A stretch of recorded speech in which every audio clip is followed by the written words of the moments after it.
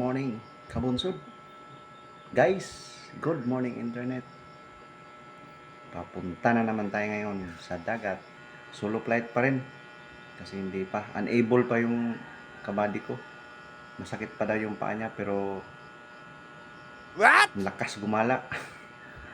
Sige, okay lang kasi mababasa doon yung binti niya kaya hindi muna, saka na lang. Solo muna tayo ngayon.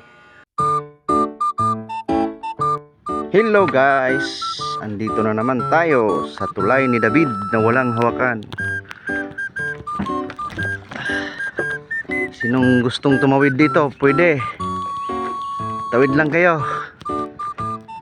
At tsak makakatawid kayo. Kasi walang hawakan tong tulay na to, mga kabunsod.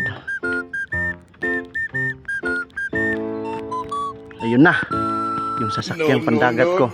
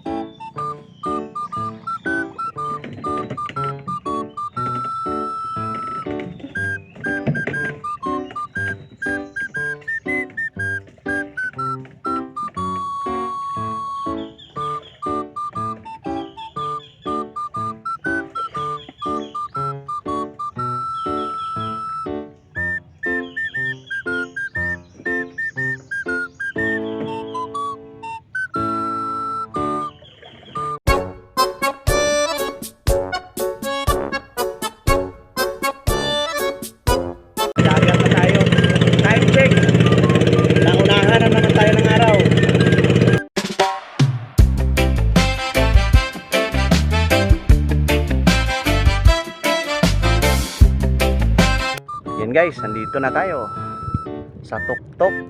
Tingnan natin kung anong laman yan. Ayan na guys, nakalas ko na yung 5 tali.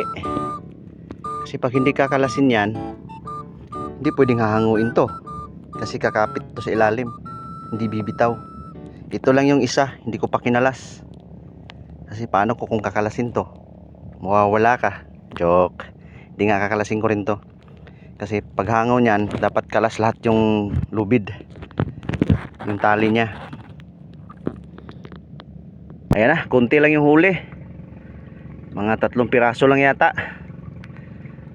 At least secured na yung pang-ulam natin. So tapos na tayo kabunsod. At lilipat na naman tayo dun sa kabila. Baka mayroong blessings dun. Kahit konti, magpasalamat pa rin sa ating may kapal. Kasi siyang may bigay nitong lahat eh.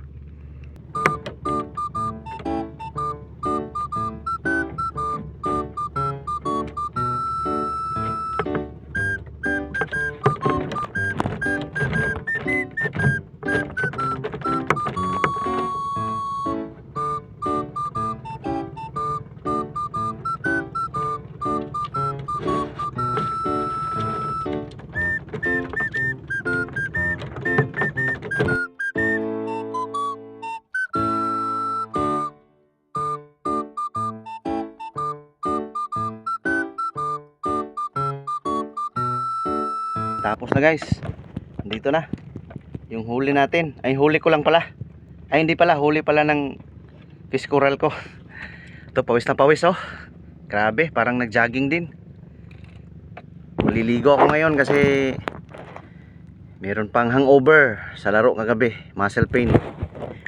Nag-team practice kasi kami sa basketball kasi malapit na yung tournament namin. Ito lang yung huli natin. Huli ko lang pala. Dinadamay ko na naman kayo. Libre na ulam guys. Kahit konti, nakakalibre tayo. Ulam kasi ang mahal na bilihin dito sa amin.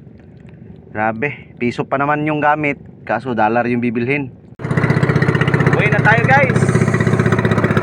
Ayan na yung bunso daw. Medyo natagalan tayo kasi naligo pa ako sa malaki at malapad na swimming pool. Bye, Bunsod. Salamat sa ulam. Kabunsod, everything solved. Walang injured, walang sugat. At nandito na naman tayo sa tulay ni David na walang hawakan.